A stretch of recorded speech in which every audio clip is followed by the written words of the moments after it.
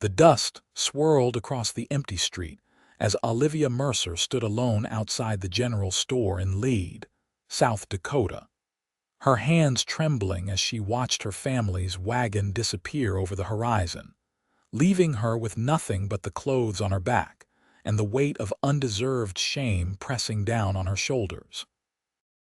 Spring 1878 had brought an unexpected chill to the Black Hills, and Olivia pulled her thin shawl tighter around her shoulders, wondering how her life had shattered so completely in the span of a single week.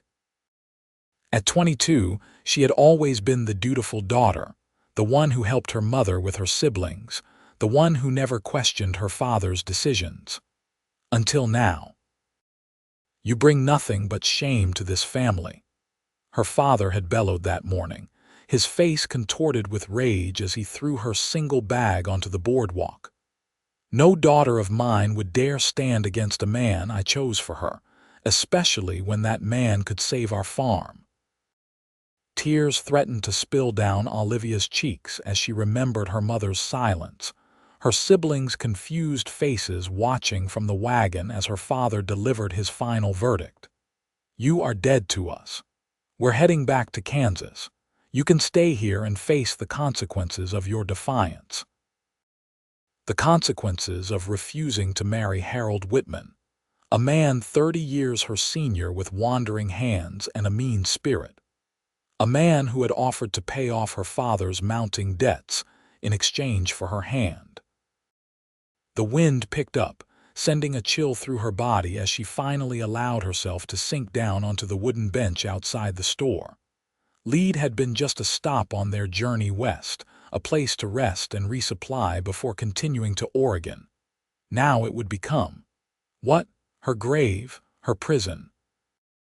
"Miss, are you all right?" Olivia looked up through tear-blurred eyes to see a tall figure blocking the late afternoon sun.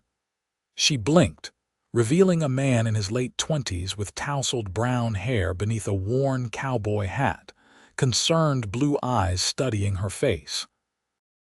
"I'm fine," she lied, quickly wiping away her tears with the back of her hand.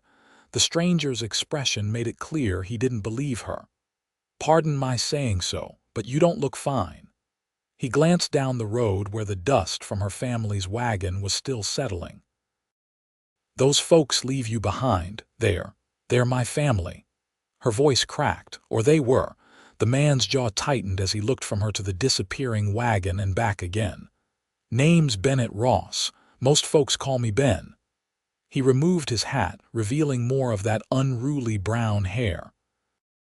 "I've got a small ranch just outside of town." "Olivia Mercer," she replied automatically, the way her mother had taught her to be polite even in the worst circumstances. "Miss Mercer, it'll be dark soon and this town isn't the safest place for a young woman alone with no place to go." He shifted uncomfortably. "I don't mean to presume, but if you need somewhere to stay, my sister Martha lives with me. You'd be welcome there until you sort things out." Olivia stared at him, suspicion warring with desperate need. "Why would you help me? You don't know me." Bennett Ross's face softened. "My ma taught me that decent folks don't turn their backs on someone in trouble." He paused, looking at the road again.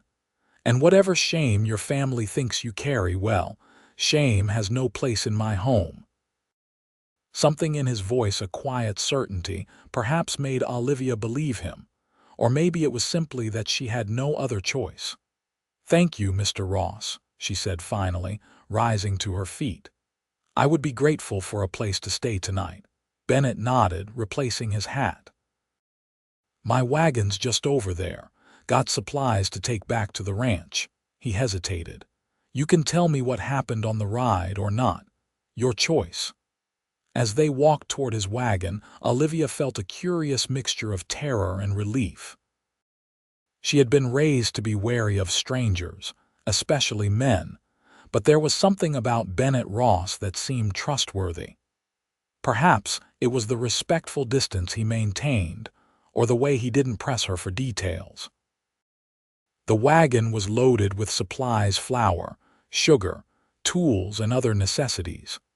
Bennett helped Olivia onto the seat with a gentlemanly hand, then climbed up beside her and took the reins. "It's about an hour's ride," he said, clicking his tongue to set the horses in motion. "Not the fanciest place, but it's home." As they left the town behind, Olivia found herself telling this stranger everything about her father's gambling debts, about Harold Whitman's proposition, about her refusal to marry a man who had already tried to force himself on her once when her father wasn't looking. "So they left me," she concluded, her voice hollow. "Said I'd chosen my fate when I refused to save the family." Bennett's hands tightened on the reins. "Sounds to me like you saved yourself from a terrible fate." His voice was low, controlled, but she could hear the anger beneath it. No father worthy of the name would sell his daughter to a man like that. He didn't see it that way. "Then he was blind," Bennett said simply. "And you're better off away from him, though I know that's cold comfort right now." They rode in silence for a while, the rhythmic clop of hooves and creak of the wagon strangely soothing. The land around them was beautiful rolling hills dotted with pines, the distant mountains touched with the gold of the setting sun. "My sister will be pleased to have another woman around," Bennett said eventually. "It's just been the two of us since our parents died 3 years ago. Influenza." He glanced at her. "Martha's a bit older than you, 26. She keeps the house, helps with the ranch accounts, and generally keeps me in line." "You're not married?" Olivia asked, then immediately blushed at her forwardness. Bennett shook his head.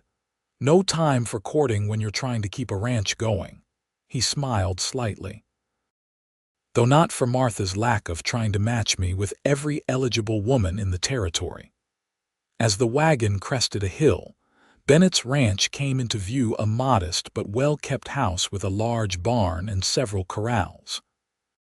Smoke curled from the chimney, and lantern light glowed in the windows against the approaching twilight. "It's not much," Bennett said, a hint of pride in his voice, "but every piece of it is mine, free and clear."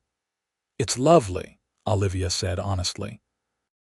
After weeks on the trail and the crushing events of the day, the ranch looked like heaven. A tall woman with the same brown hair as Bennett emerged from the house as they pulled up, wiping her hands on her apron. Her curious expression turned to surprise when she saw Olivia. "Ben, who's this?" Bennett jumped down from the wagon and helped Olivia descend. "Martha, this is Miss Olivia Mercer. She needs a place to stay. Miss Mercer, my sister Martha." Martha Ross looked Olivia up and down, taking in her travel-worn dress and exhausted face. "Well, you look like you've been through the ringer, honey." Her voice was kind. "Come on inside. Supper's almost ready and you look like you could use a good meal." Olivia followed Martha into the house, overwhelmed by the simple kindness of these strangers. The interior was clean and comfortable, with handmade furniture and colorful quilts that spoke of a woman's touch. "Ben, wash up and get those supplies put away," Martha called over her shoulder. "Miss Mercer and I are going to get acquainted." In the kitchen, Martha bustled around, adding another plate to the table while Olivia stood awkwardly by the door. "Ben has a habit of bringing home strays," Martha said with a smile, "though they're usually 4-legged. Sit down, honey. You look ready to fall over." Olivia sank gratefully into a chair. "I don't want to impose. Your brother was kind enough to offer me shelter for the night, for as long as you need," Martha corrected, ladling stew into bowls. "Ben wouldn't have brought you here if he didn't think you needed help, and we don't turn away folks who need help." She set a bowl in front of Olivia. "Now eat, and then you can tell me what happened if you'd like." The stew was delicious, rich with beef and vegetables from what must have been their own garden. Olivia hadn't realized how hungry she was until the first spoonful touched her lips. Bennett joined them shortly, freshly washed and changed into a clean shirt. Over the meal, Olivia told her story again. Martha's expressions ranged from outrage to sympathy, while Bennett remained mostly silent, though his jaw tightened noticeably when she mentioned Whitman's unwanted advances. "Well," Martha said when Olivia finished, "you're welcome to stay here as long as you need. We've got a spare room that's hardly used, and I'd appreciate the company of another woman." "I couldn't possibly," Olivia began. "You can and you will," Martha said firmly. "At least until you decide what you want to do next." "I can work," Olivia insisted. "I'm good with numbers. I kept the accounts for my father's farm, and I can cook and sew. We'll figure all that out tomorrow," Bennett said, his voice gentle. "For tonight, just rest." That night, in the small but comfortable guest room, Olivia lay awake for hours, staring at the unfamiliar ceiling. Her life had been uprooted, her family had abandoned her, and yet somehow she had found shelter with these kind strangers. As exhaustion finally claimed her, her last thought was of Bennett Ross's quiet assertion. "Shame has no place in my home." Morning came with the sounds of a working ranch rooster's crowing, cattle lowing in the distance, the clank of tools as Bennett began his day. Olivia dressed quickly in the same clothes she'd worn the day before, the only clothes she now possessed, and made her way to the kitchen, determined to make herself useful. Martha was already there, frying bacon and mixing biscuit dough. She looked up with a smile. "Good morning." "I hope you slept well." "Better than I expected," Olivia admitted. "Please let me help." Martha handed her an apron. "You can finish these biscuits while I see to the eggs. Ben likes his breakfast hearty before a long day's work." The two women worked together comfortably, and Olivia found herself relaxing for the first time in weeks. There was something soothing about the mundane tasks of cooking, the warm kitchen, and Martha's easy conversation. Bennett entered just as they were setting the food on the table, bringing with him the fresh scent of morning air and leather.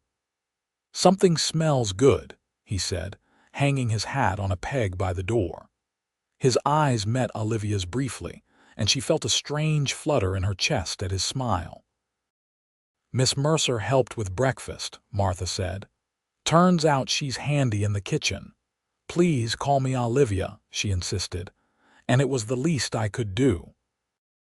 Over breakfast, Bennett outlined the day's work, checking fences in the north pasture, moving cattle to fresh grazing, and repairing a leak in the barn roof. "I've got errands in town," Martha said. "Need to pick up some fabric for new curtains and check on Mrs. Johnson's new baby." She looked thoughtfully at Olivia. "You should come with me. We can get you some essentials, clothes and such." Olivia's cheeks burned. "I don't have any money," she confessed. "Consider it an advance on wages," Bennett said casually. "If you're going to help around here, you'll need proper things." "I can't accept charity," Olivia insisted. "It's not charity," Bennett replied, his blue eyes serious. "It's an investment. Martha's been wanting to expand the garden and maybe start keeping bees, but she hasn't had the time with all her other duties. If you're willing to help with the house and accounts, it frees her up for those projects." Martha nodded enthusiastically. "And I've been after Ben to get the books in better order for ages. If you're good with numbers, that would be a blessing." Olivia looked between them, seeing the genuine offer in their faces. "All right," she said finally. "Thank you." After breakfast, Bennett headed out to his work while Martha and Olivia prepared for their trip to town. As they loaded into the smaller wagon, Olivia felt a pang of anxiety at the thought of returning to the place where she'd been abandoned just yesterday. "Don't worry," Martha said, seeming to read her thoughts. "Lead's not so bad once you get to know it.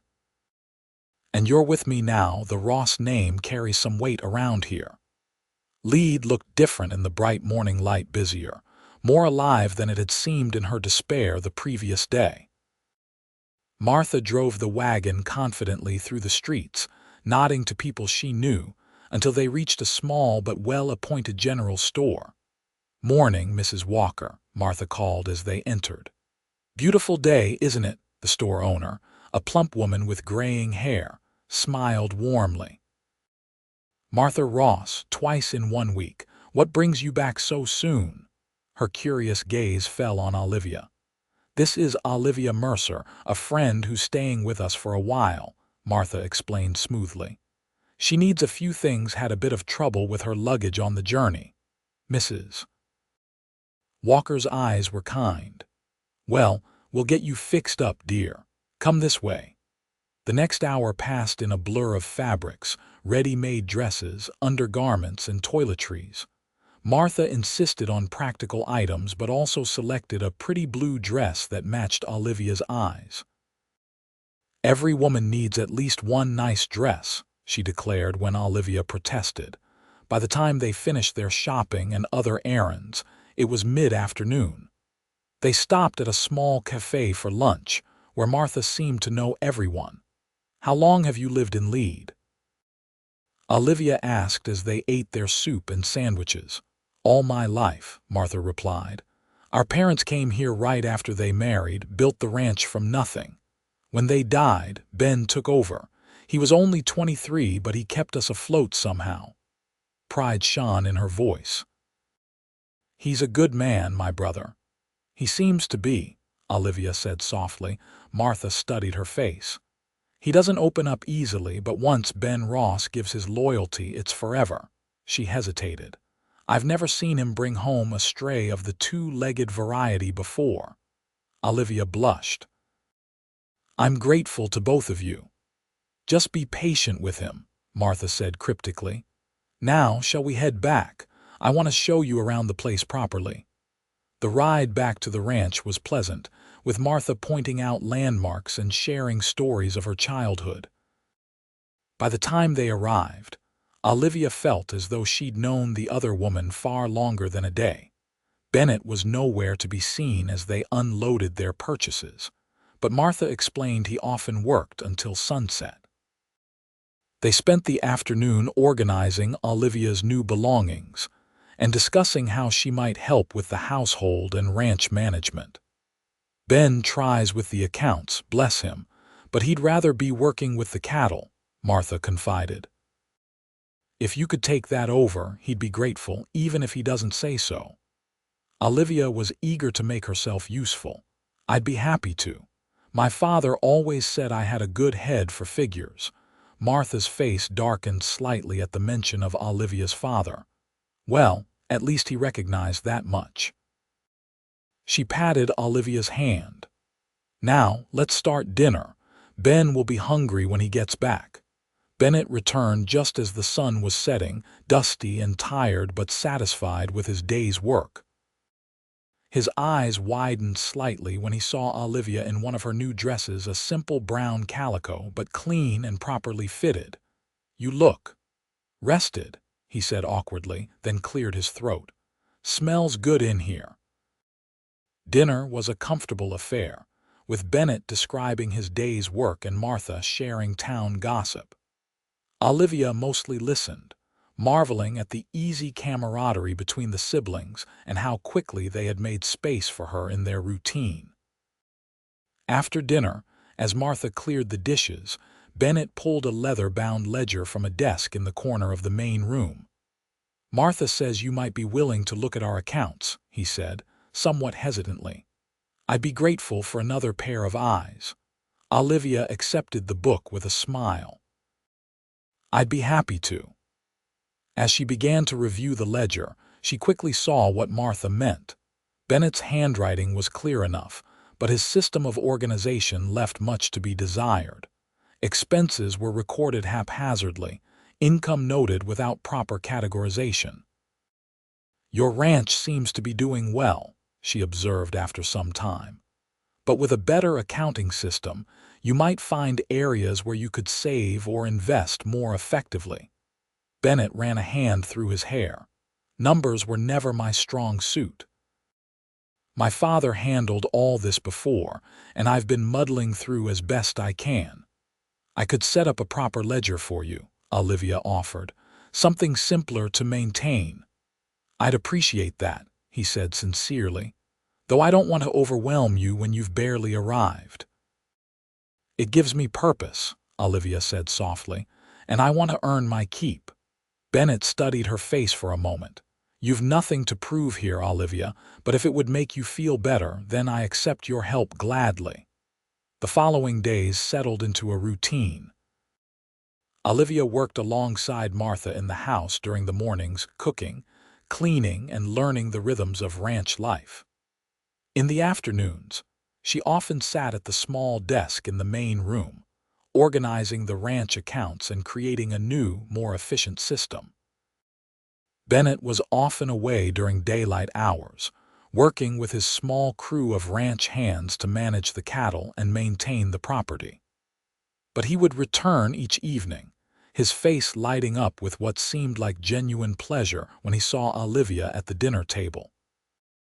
They began to talk more during these evenings about books they had read, about their childhoods, the happier parts at least, about their dreams. Bennett spoke of expanding the ranch, of breeding better cattle. Olivia cautiously shared her own long-forgotten aspirations of perhaps becoming a teacher someday. You'd be good at it, Bennett said one evening. You've a way of explaining things clearly. When you showed me your new accounting system, it actually made sense to me for the first time. Olivia blushed at the compliment. Thank you. I've always enjoyed learning and helping others learn. There's talk of starting a proper school here in Lead, Martha chimed in. The town's growing enough to need one. You should consider it, Olivia. The idea took root in her mind, a possibility she had never thought could be hers again after her family's abandonment.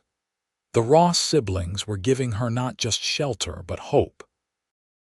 A week turned into 2, and Olivia found herself feeling more at home on the Ross ranch than she ever had with her own family. Martha had become the sister she'd always wished for, supportive, kind, and quick to laugh. And Bennett was becoming something else entirely. Something that made her heart race when he entered a room, something that kept her awake at night thinking of his smile, his gentle hands, the respect in his eyes when he looked at her. It was nearly 3 weeks after her arrival when disaster struck. Olivia and Martha were hanging laundry in the yard when one of the ranch hands came galloping up to the house, his horse lathered with exertion. "Miss Martha," he called, reining in. "It's the boss. There's been an accident." Martha's face went white. "What happened, Tom?" "Bull got ornery while we were moving the herd. Boss's horse spooked, threw him against the fence. He's banged up pretty bad. The boys are bringing him back now." Olivia's heart seemed to stop. "How bad is it?" "He was conscious when I left," Tom said, "but in a lot of pain. Might have some broken ribs and a nasty gash on his head." "I'll get things ready," Martha said, already moving toward the house. "Olivia, can you help me?" The next hour was a blur of activity, preparing Bennett's bed, boiling water, gathering clean linens. When the men finally arrived, carrying Bennett between them on an improvised stretcher, Olivia had to stifle a cry at the sight of his bloodied face. "I'm fine," Bennett insisted weakly as they carefully laid him on his bed. "Just need to catch my breath." "You're not fine," Martha said firmly, already examining his injuries. "Tom, ride for Dr. Miller. Quickly now." As Martha cleaned the cut on Bennett's head, Olivia held his hand, alarmed at how tightly he gripped hers when the pain was worst. His usual stoic demeanor had cracked, revealing a vulnerability that made her heart ache.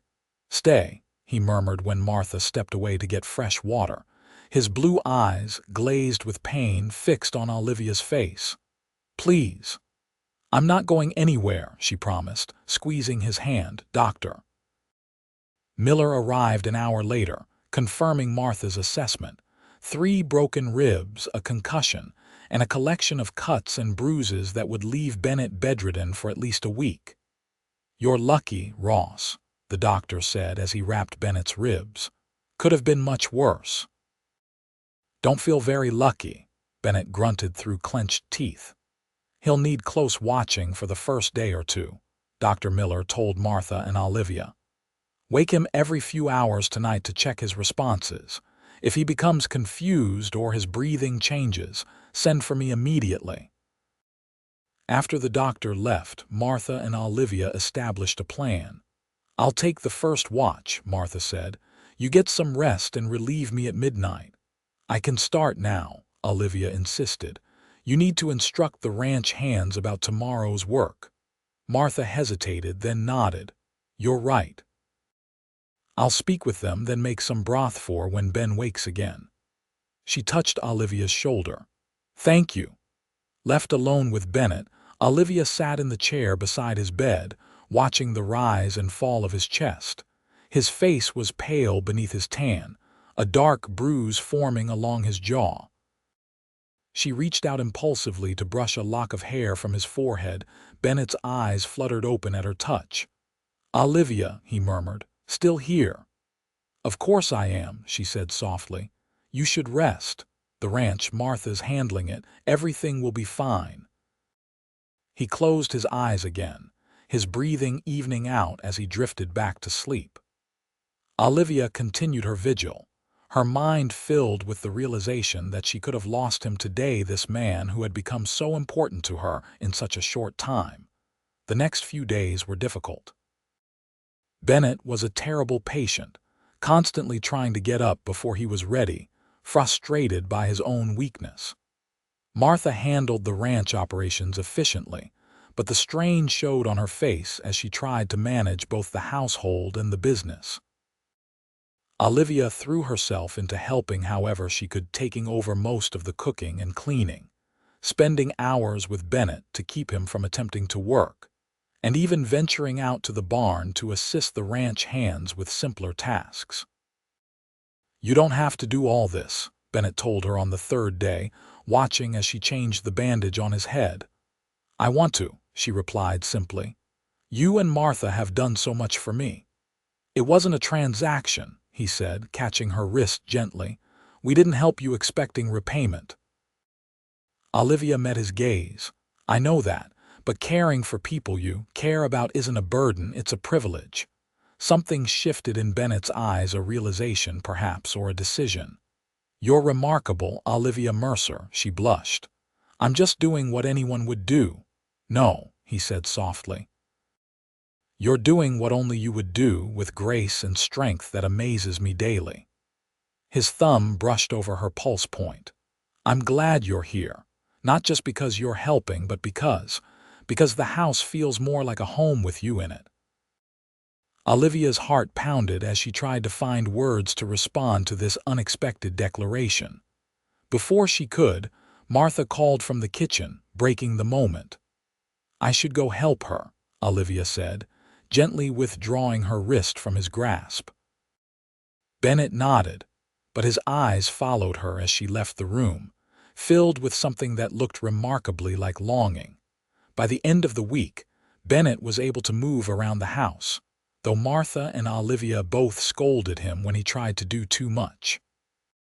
His forced confinement had one positive effect: it gave him and Olivia more time together, talking for hours as she worked on mending or accounts at his bedside. They spoke of their dreams, their fears, and gradually of their pasts. Bennett told her about the difficult years after his parents died, how he had nearly lost the ranch before turning things around. Olivia shared more about her family, the good memories from her childhood, and the gradual change in her father as debts mounted and desperation grew. I keep wondering if I should have just married Whitman, she confessed one rainy afternoon. If it would have saved my family. Bennett's face darkened. At what cost to you? A lifetime with a man who didn't respect you, who might have hurt you. He shook his head. No fortune is worth that price. But my family made their choice, he said firmly, just as you made yours, and I believe you made the right one, Olivia. She looked down at her hands. Sometimes I feel so guilty for being happy here when I should be grieving what I lost. Bennett reached across the small space between them to take her hand. Happiness isn't something to feel guilty about. It's something to cherish, especially when it comes after pain. His words stayed with Olivia that night as she lay in bed, listening to the rain on the roof. Was she happy? Yes, she realized with surprise. Despite everything, despite her loss and uncertainty about the future, she was happy here with Martha and Bennett. Especially Bennett. The truth she had been avoiding confronted her in the darkness. She was falling in love with Bennett Ross. A man who had opened his home to her when she had nothing, who had never asked for anything in return, who looked at her with respect and something warmer that made her heart race. But did he feel the same? And even if he did, what could come of it? She had nothing to offer him, no dowry, no family connections, not even the certainty that she could stay permanently. What if her family returned, demanding she come back? What if they never came, and she spent her life wondering if they had ever regretted their decision? These thoughts troubled her dreams. But when morning came, bringing sunshine after the rain, Olivia resolved to focus on the present, on helping Bennett recover, on making herself useful to this family that had so generously taken her in. 2 more weeks passed, and Bennett was finally well enough to resume some of his duties around the ranch, though Martha and Olivia both insisted he avoid anything strenuous. Spring was giving way to summer, and the days grew longer and warmer. One evening, as Olivia sat on the porch watching the sunset, Bennett joined her, moving more easily now but still careful of his healing ribs. "Beautiful, isn't it?" he said, gesturing toward the sky painted in oranges and pinks. "Breathtaking," Olivia agreed. "I never tire of these sunsets." They sat in comfortable silence for a while, the only sounds the distant lowing of cattle and the evening birdsong. "I've been thinking," Bennett said eventually, "about your interest in teaching." Olivia looked at him curiously. "What about it?" "There's a meeting in town next week about starting that school Martha mentioned. I thought you might like to attend, maybe offer your services." Hope fluttered in her chest. "You think they'd consider me? I don't have formal training. You're educated and good with explanations." "That's more than most potential teachers around here can claim," he smiled at her. "I'd be happy to introduce you to the town council." "I'd like that," Olivia said softly. "Thank you for thinking of me." Bennett's hand found hers on the porch railing. "I think of you often, Olivia." "More than I probably should." Her breath caught at the directness of his words. "Bennett, you don't have to say anything," he said quickly. "I know your life has been upended and the last thing you need is more complications, but I wanted you to know that you've become important to me." Olivia turned her hand beneath his, twining their fingers together. "You've become important to me too," she admitted. "More than I expected." Bennett's smile was like sunrise. "Then perhaps we could see where this might lead. Slowly, at whatever pace feels right to you." Before she could answer, the sound of an approaching wagon drew their attention. Bennett stood, moving to the edge of the porch to peer through the gathering dusk. "We're not expecting anyone, are we?" Olivia asked, joining him. "No." His posture had tensed, and instinctively he moved slightly in front of her. As the wagon drew closer, Olivia gasped, recognizing the familiar shape of her father's hat, the silhouette of her mother beside him. "It's my family," she whispered, her heart hammering in her chest. Bennett's hand found hers again, squeezing gently. "You don't have to see them if you don't want to." But Olivia knew she needed this confrontation, needed closure one way or another. "No, it's all right. I want to know why they've come." The wagon pulled up in front of the house, and Richard Mercer climbed down, helping his wife after him. They both looked tired, dusty from travel and somehow smaller than Olivia remembered.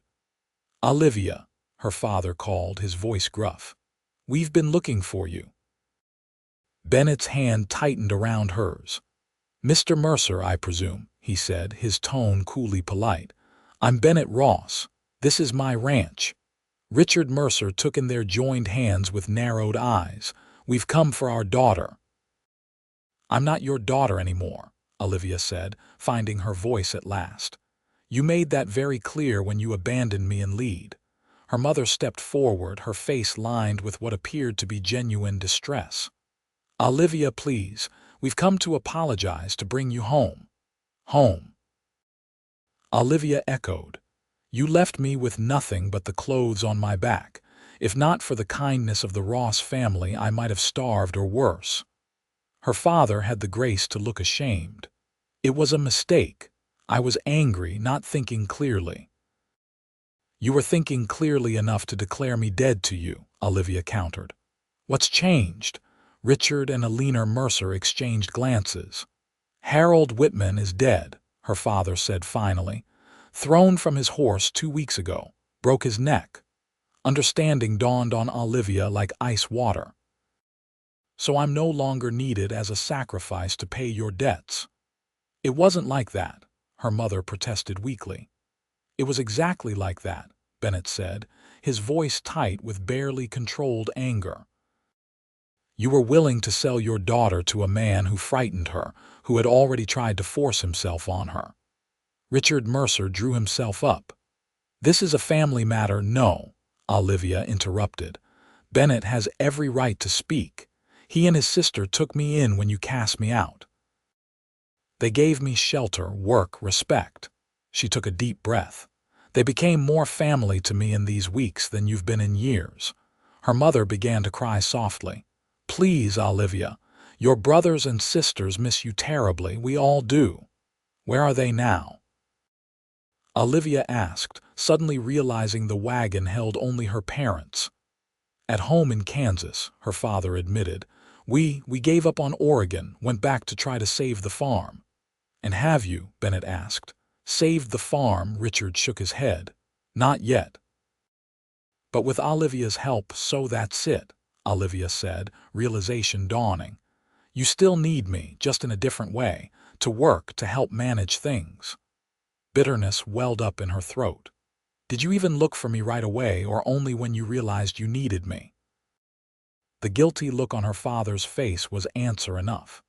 "I think you should leave," Bennett said quietly. "Olivia is welcome here for as long as she chooses to stay. If she decides to return to you, that will be her choice, not yours to make for her." Richard Mercer's face flushed with anger. "Who do you think you are?" "She's my daughter." "No," Olivia said firmly. "You renounced that claim when you left me behind. I'm a grown woman and I make my own decisions now." She straightened her shoulders. "I'm not going back with you, not now, maybe not ever." Her mother's tears flowed faster. "Olivia, please, I need time," Olivia said, her voice softening slightly. "Time to heal, time to think about what I want from my life." She looked at Bennett beside her, drawing strength from his presence. "Right now, what I want is to stay here." Her father looked between her and Bennett, a new understanding dawning on his face. "I see. You found yourself a protector, have you? Does he expect payment for his protection?" Bennett took a step forward, but Olivia's hand on his arm stopped him. "That's enough, father. Bennett and his sister have shown me nothing but respect and kindness. They expect nothing in return." She met her father's gaze squarely. "That's something you might want to contemplate on your journey home." For a moment it seemed Richard Mercer might argue further, but then his shoulders slumped. "You're really not coming back?" "Not now," Olivia repeated. "I'll write to my brothers and sisters. Perhaps in time we can rebuild something of our family. But I won't be used or controlled any longer." Her mother stepped forward impulsively. "Please, just think about it. We do love you, Olivia, despite everything."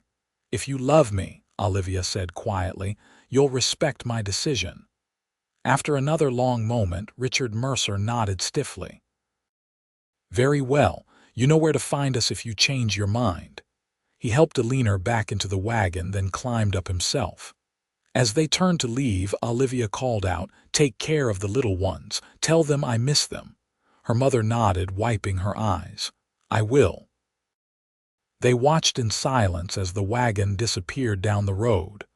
When it was finally out of sight, Olivia let out a shaky breath and turned to Bennett. "Are you all right?" he asked gently. Tears spilled down her cheeks, but they were tears of release more than sadness. "I think I will be." She looked up at him. "Thank you for standing with me." Bennett drew her into his arms, careful of his still healing ribs. "Always," he promised, "for as long as you want me to." Olivia leaned into his embrace, feeling the solid strength of him, the safety she had found here. "About what you said earlier before they arrived." "Yes." There was a hint of uncertainty in his voice now. "I'd like to see where this might lead to," she whispered. "Not slowly. Life is too uncertain for slowness." Bennett's arms tightened around her. "Are you sure?" "After everything that's happened, I'm sure," Olivia said firmly. "These past weeks have taught me what truly matters: kindness, respect, being valued for who I am rather than what I can provide." She looked up at him. "You've given me all of that and more." His smile was like coming home. "You've given me just as much, Olivia. More than I ever expected to find." As the first stars appeared in the darkening sky, Bennett Ross bent his head and kissed Olivia Mercer for the first time, gently, reverently, a promise of things to come. And in that moment, the shame her family had tried to burden her with dissolved completely, replaced by the certainty that she had found where she belonged. The town meeting about the school was held in Leeds' small church, the only building large enough to accommodate the interested citizens. Olivia sat between Bennett and Martha, trying to calm her nervousness as Mayor Phillips outlined the proposal. "We've secured funding for a building and basic supplies," the mayor was saying. "What we need now is a qualified teacher willing to start with modest compensation." Several names were suggested, mostly of unmarried women in the community. Olivia's hands twisted anxiously in her lap until Bennett covered them with one of his own. "You can do this," he whispered. "If you want to." She nodded, gathering her courage. "There's another candidate to consider," Bennett called out when there was a pause. He stood, drawing all eyes to him. "Miss Olivia Mercer has extensive education and experience with teaching children. She's been helping manage my ranch accounts with remarkable efficiency." Olivia rose shakily to stand beside him. "I would be honored to be considered for the position," she said, her voice growing stronger as she continued. "I believe education is the foundation of opportunity, and every child deserves that chance." There were questions about her background, her qualifications, her commitment to the community. Olivia answered honestly, explaining that she had come to Lead recently but intended to stay. She didn't mention her family's abandonment, only that circumstances had led her to make her home with the Ross family for now. "We'll need to interview all candidates formally," Mayor Phillips said eventually. "But I'm impressed with your articulation, Miss Mercer. Please come by my office tomorrow to discuss details." As they left the meeting, Olivia could barely contain her excitement. "Do you think I have a chance?" "More than a chance," Martha assured her. "You were the most impressive speaker there." Bennett squeezed her hand.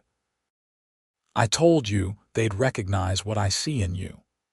The following days were a whirlwind of interviews and discussions. The school committee liked Olivia's ideas about curriculum and her enthusiasm for teaching. A week after the town meeting, Mayor Phillips offered her the position. "It's not much pay to start," he warned. "Just room and board plus a small stipend. The schoolhouse won't be ready until fall, but we'd like you to begin planning immediately."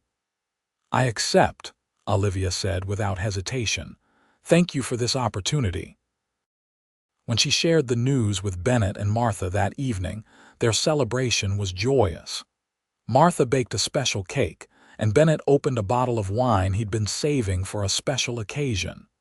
"To our new school teacher," he toasted, raising his glass. Lead is lucky to have you." "I'm the lucky one," Olivia replied, looking between them, "to have found such support here." Later, after Martha had retired for the night, Bennett and Olivia sat on the porch swing, his arm around her shoulders.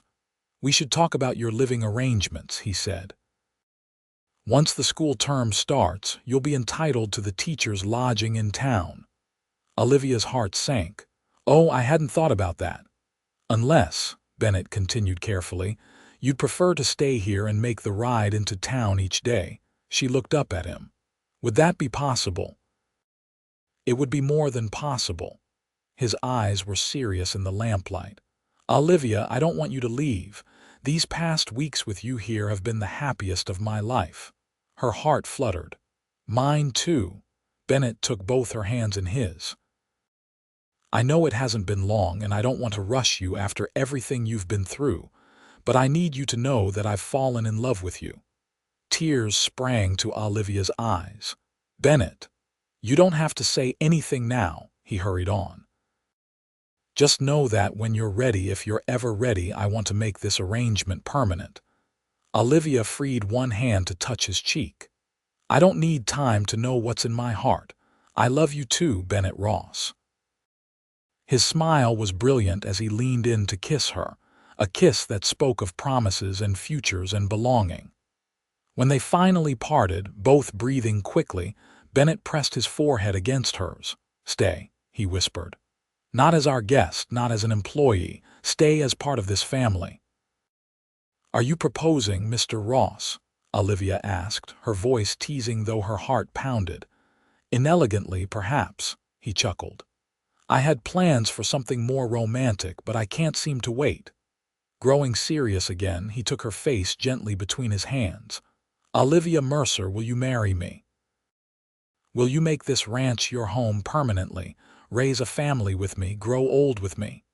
"Yes," she breathed, joy bubbling up like a spring. "Yes to all of it." They shared the news with Martha over breakfast the next morning. Her squeal of delight could probably have been heard at the farthest pasture. "Finally," she exclaimed, hugging them both. "I was beginning to think I'd have to lock you two in the barn together to make you see what was right in front of your faces." Bennett laughed. "Was I that obvious?" "Both of you were," Martha assured them. "From practically the first day." She turned to Olivia with a smile. "I couldn't have chosen a better sister if I'd tried." The wedding was set for August, giving them time to prepare, but not so long that Bennett feared Olivia might change her mind. The whole town seemed delighted by the news. Bennett Ross, one of their most eligible bachelors, had finally found his match. The summer passed in a haze of happiness for Olivia. She divided her time between preparations for both the school and the wedding, helping Martha with household duties, and stealing precious moments alone with Bennett whenever possible. In July, a letter arrived from Kansas from Olivia's younger sister, Emily. It was cautious but affectionate, sharing news of the family and expressing hope that Olivia was well. She mentioned that their father spoke little of what had happened, but their mother cried sometimes when she thought no one was looking. "Are you going to write back?" Bennett asked when Olivia shared the letter with him. "Yes," she decided. "Not to my parents, not yet, but Emily doesn't deserve to lose a sister because of our father's actions." "You have a generous heart," Bennett said, kissing her forehead. "It's one of the many reasons I love you." The wedding day dawned clear and perfect, with a sky so blue it seemed to have been ordered specially for the occasion. The ceremony was held at the ranch, beneath the massive old oak tree that Bennett's father had planted when he first claimed the land. Martha had insisted on making Olivia's dress herself, cream-colored cotton with delicate lace at the collar and cuffs, simple but elegant. As she helped Olivia dress, Martha's eyes filled with happy tears. "You look beautiful," she said, adjusting the wreath of wildflowers in Olivia's hair. "Ben won't know what hit him." Olivia laughed nervously. "I can hardly believe this is happening. A few months ago, I thought my life was over, and now you're exactly where you're meant to be," Martha finished for her. The ceremony itself was brief but heartfelt. Most of Lead turned out to witness Bennett Ross marry the woman who had so quickly become part of their community. Dr. Miller, who had become a friend to them all during Bennett's recovery, gave Olivia away. When it came time for their vows, Bennett took Olivia's hands in his blue eyes steady on hers. "Olivia, from the moment I saw you sitting alone outside that store, something in me recognized something in you. I didn't understand it then, but I do now." His voice was clear and sure. "It was my heart recognizing its home. You came into my life when I didn't even know I was waiting for you, and you filled it with joy and purpose beyond anything I could have imagined." He squeezed her hands gently. "I promise to love you every day of my life. To respect you as my equal partner in everything. To provide a home where shame and judgment have no place, only acceptance and love. To cherish the gift that you are to me until my last breath." Tears spilled down Olivia's cheeks as she began her own vows. "Bennett, you found me at my lowest moment and offered me kindness without expectation. You gave me shelter when I had nowhere to go, purpose when I felt lost, and love when I believed myself unworthy of it." Her voice trembled but held strong. "You taught me that my worth isn't determined by others' judgments, but by the truth in my own heart." She smiled through her tears. "I promise to stand beside you in all things, to build a life and family with you based on respect and love. To remember always that home isn't a place, but the people who make you feel that you belong. And you, Bennett Ross, make me feel that I have finally, truly come home." There wasn't a dry eye in the gathering as they exchanged rings, simple gold bands that Bennett had purchased on a special trip to Deadwood. When the minister pronounced them husband and wife, Bennett pulled Olivia into a kiss that promised a lifetime of happiness to come. The celebration afterward lasted well into the evening, with food and dancing and more good wishes than Olivia could count. As the sun began to set, painting the sky in the colors she had come to love, Bennett led his new wife away from the festivities to a moment of quiet beneath their oak tree. "Happy, Mrs. Ross?" he asked, his arms encircling her waist. Olivia leaned back against his chest, watching the sunset. "Happier than I ever thought possible." She turned in his arms to face him. "Thank you for finding me that day." "I think we found each other," Bennett replied, brushing a strand of hair from her face. "And I plan to keep finding you every day for the rest of our lives." As they kissed beneath the oak tree, with the sounds of celebration in the background and the promise of their future stretching before them, Olivia knew with absolute certainty that she had found where she belonged, not just a place, but a person who saw her true worth, who loved her without condition, who had created a home where shame had no place, only love. "5 years later, Mama, look what I found." 4-year-old Charlotte Ross came running across the yard, her dark curls bouncing, a small object clutched in her hand. Olivia set down her basket of freshly gathered eggs and knelt to examine her daughter's treasure. "What is it, sweetheart?" Charlotte opened her palm to reveal a perfect robin's egg, its blue as vivid as her father's eyes. "Can we keep it? It's beautiful," Olivia said, "but I think a mama bird is missing it. Should we try to find where it came from?" The little girl considered this seriously, then nodded. "Okay. Babies should be with their mamas." Olivia smiled, taking her daughter's free hand. "That's right. Let's see if we can find the nest." As they searched the trees near the house, Olivia marveled at how much her life had changed in 5 years. The small ranch had grown prosperous under Bennett's careful management and her organizational skills. The school in Lead was thriving, with Olivia teaching 3 days a week now, having trained an assistant to help with the younger children on the days she stayed home with Charlotte. Martha had married Dr. Miller 2 years earlier and lived in town now, though she visited frequently. She was expecting her first child in the fall and often joked that Charlotte would have a cousin to boss around soon. "Papa!" Charlotte suddenly squealed, abandoning the search to run toward the tall figure approaching from the barn. Bennett caught his daughter and swung her high, her delighted laughter ringing across the yard. "There's my girl. What adventure are you and your mama up to now?" "We found a bird egg, but we're trying to put it back," Charlotte explained seriously. "A noble mission," Bennett agreed, setting her down and walking over to Olivia. He greeted his wife with a kiss that still made her heart race after 5 years of marriage. "Good morning, beautiful." "Good morning yourself," Olivia replied, linking her arm through his. "I thought you'd be gone until noon. Finished the fence repair faster than expected." His eyes twinkled. "Couldn't stay away from my girls too long."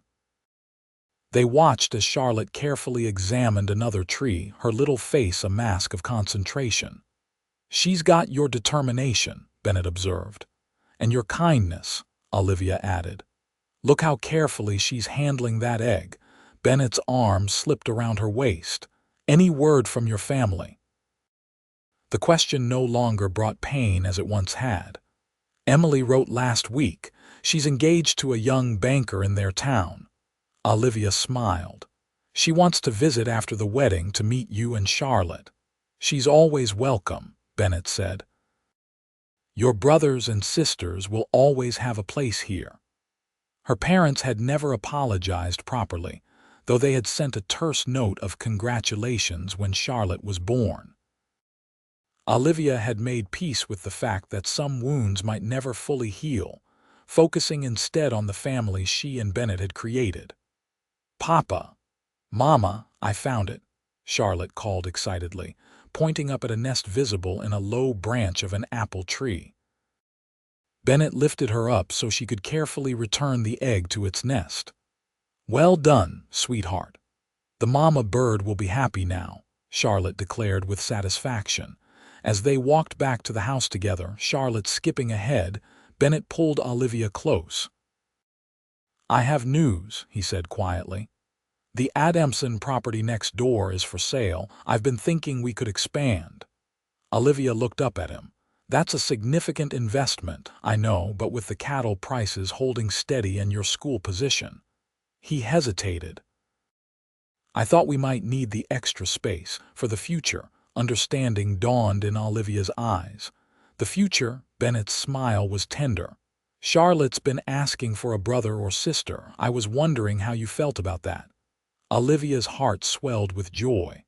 "I think," she said slowly, "that Charlotte might get her wish sooner than we planned." Bennett stopped walking, turning to face her. "Olivia, are you saying?" She nodded, tears of happiness filling her eyes. "Dr. Miller confirmed it yesterday. We're having another baby, Bennett." The look of wonder on his face was everything she could have hoped for. "When?" "January," she said. "A winter baby this time." Bennett swept her into his arms, mindful of Charlotte still skipping ahead. "I love you," he whispered fiercely. "I love you so much." "And I love you," Olivia replied, her heart full to bursting. "More every day." That evening, after Charlotte was tucked into bed with stories and kisses, Olivia and Bennett sat on the porch swing, watching the stars emerge in the darkening sky. His hand rested protectively over her still flat stomach, a gesture that filled her with contentment. "Did you ever imagine this?" she asked softly. "That day when you found me in lead," Bennett shook his head. "I just knew you needed help. I never dreamed you would become my entire world." "I was so lost," Olivia murmured. "So ashamed and afraid." "And now," she turned to him, cupping his beloved face in her hands, "now I know that shame has no place in love, that true belonging isn't about where you come from but where your heart finds rest." Bennett kissed her gently. Your heart will always have a home with me, Olivia Ross. Always. As they sat together beneath the star-scattered sky, the ranch quiet around them and their growing family safe within its walls, Olivia knew that the shame that had once threatened to define her had been transformed into something beautiful, a life built on love, respect, and the courage to believe in second chances. The path that had once seemed like an ending had led her to the truest beginning.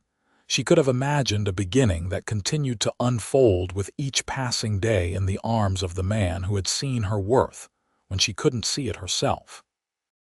And in that knowledge, she found a peace as vast and beautiful as the Dakota sky above them, secure in the certainty that she was, at last and forever, exactly where she belonged.